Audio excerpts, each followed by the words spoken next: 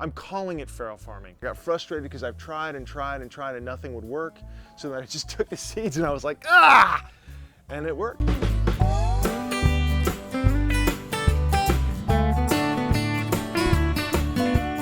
Today we're going to be doing sheet/plate mulching, which is one of my favorite experimental things to do in the yard. This cardboard here from all over the place. Where I live in Southern California, a lot of the soil around here is clay. It's like almost concrete, this dirt. So we get it wet, we put on the cardboard, and before you know it, worms are in there and it's aerating the soil. It starts to turn it into the soil you would buy from your local garden store. So first thing we want to do is we want to get it nice and wet. As you can see, it's starting to get wet, muddy looking. And the whole point of this is by getting it wet, you're getting it wet and then we're putting the cardboard on top, and that's actually going to bring the worms. So the worms like the moisture and they love to eat cardboard. One of the other things you want to think about when you're putting down your cardboard is that you want it to overlap by at least 6 inches. So that way all of it gets the same amount of moisture and not too much dryness gets in. So we're going to put this one like this. Like there's the 6 inches, so then I'll just cover that 6 inches to like here with this, all right? And we'll do the same thing all the way around. A little bit more here. We'll double up that one. Okay, so that's good for the cardboard. Now we're gonna do the same fun thing,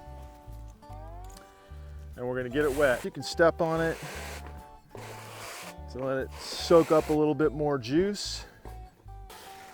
So that looks good to me. Now we're gonna get the grass. And we're gonna take this grass, we're gonna come back over here with it, and we're gonna kind of do the same thing. You wanna give it a good amount because it's gonna break down. I'm just gonna put this whole bin on here. It's going to break down over time. You don't have to use grass. You can use anything. The only thing you want to avoid are things that rodents might go after, like compost from your kitchen. Again, we hit it with water. It's all about hitting it with the water. Just keep it moist, real good and moist the first week or so, and then you can back off every few days. There we go. I'm going to let this sit here from anywhere from 3 to 12 months. Originally I read 12 months. They say 12 months and then you don't have to do anything. You just basically plant directly in it. But you know, I'm experimental and I'm not that patient. So I have one that's only been going for a month and a half in the back, and it's looking good. I've washed this kohlrabi off, and now I'm going to chop the stalks off because that's the only part that you don't eat. Kohlrabi chips. And then I'm going to dry the leaves because we're going to make chips out of these also. But first I'm going to peel the tough outer layer off of this bulb. I'm just going to use a regular vegetable peeler. So it's a little bit of work, but it's not too bad. Now what I'm going to do is I'm going to slice this into 1/8 inch chips. That's pretty thin, 1/8 of an inch. If they're too thick, they won't crisp up. And if they're too thin, they'll burn. So you want to try to keep them nice and even. There we go. And now I'm going to put it into a bowl. And I'm going to drizzle a little olive oil on top. Add a little bit of salt and pepper. Lay these kohlrabi chips down like this. Spread them out evenly. I've preheated the oven to 300 degrees. There we go. And then I'm just gonna tear the kohlrabi leaves into 2-inch bite-sized pieces. Put them in the same bowl that we were using for the kohlrabi bulb.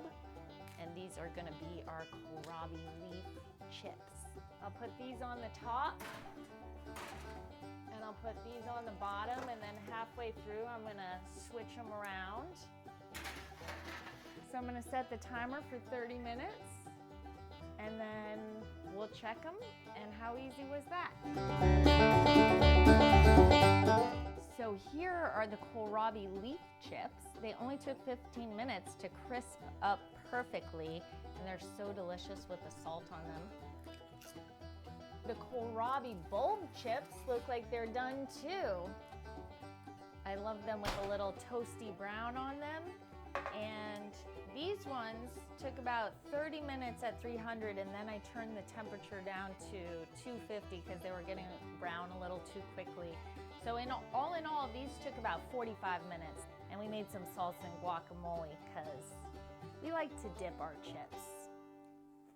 Right, look at that. It's looking pretty good.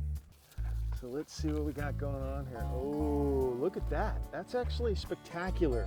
Way better than I thought it would be. See, there's a worm right there. Look at that guy. So the soil looks a little loamy. Let's see. Yeah, I could totally start planting in this now. So you could get started, what's that, a month and a half? And guess what? This cost how much? $0.